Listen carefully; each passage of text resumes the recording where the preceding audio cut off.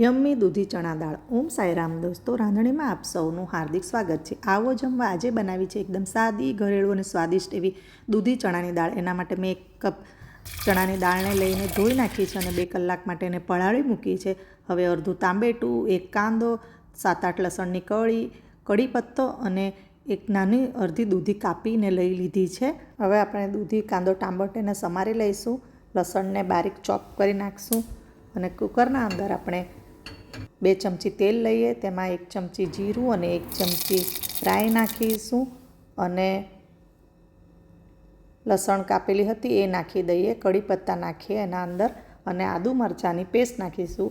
આ તમારા સ્વાદ પ્રમાણે આદુ મરચાંની પેસ્ટ નાખી શકો છો. હવે 1 ચમચી હિંગ નાખી દઈએ અને મિક્સ કરી આપણે એના અંદર કાંદાને નાખી દઈશું અને કાંદાને સરસ સંતળાઈ લઈશું. પછી એના અંદર આપણા બેઝિક મસાલા જેવા કે 1 ચમચી હળદ, 1 ચમચી લાલ મરચું, 1 ચમચી ગરમ મસાલો અને 1 મોટી ચમચી ધાણા જીરું પાવડર નાખશું, જેથી કરીને રસો ખૂબ જ સરસ અને ઘટ્ટ બને છે. અને આપણે સ્વાદ પ્રમાણે એના અંદર મીઠું નાખી દઈએ અને સારી રીતે મિક્સ કરી એના અંદર આપણે 1 કપ પાણી નાખી દઈએ. દૂધીમાં પાણીનું પ્રમાણ વધારે હોવાથી તે હળવી અને શરીરને હાઇડ્રેટ રાખવામાં મદદરૂપ થાય છે.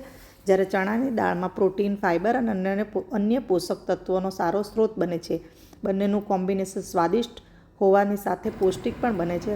આપણે હવે એના અંદર ચણાની દાળ અને દૂધી નાખી દઈએ, ટામેટું તે પણ નાખી દઈએ અને બીજું અડધો કપ પાણી નાખી હવે આપણે એને કુકરના ઢાંકણને બંધ કરી આપણે એને 3-4 વિસલ થઈ ત્યાં સુધી થવા દઈશું.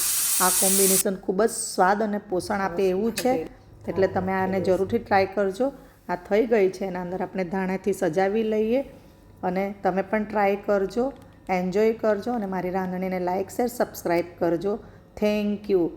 આવો જમવા. Eat healthy, stay mentally wealthy.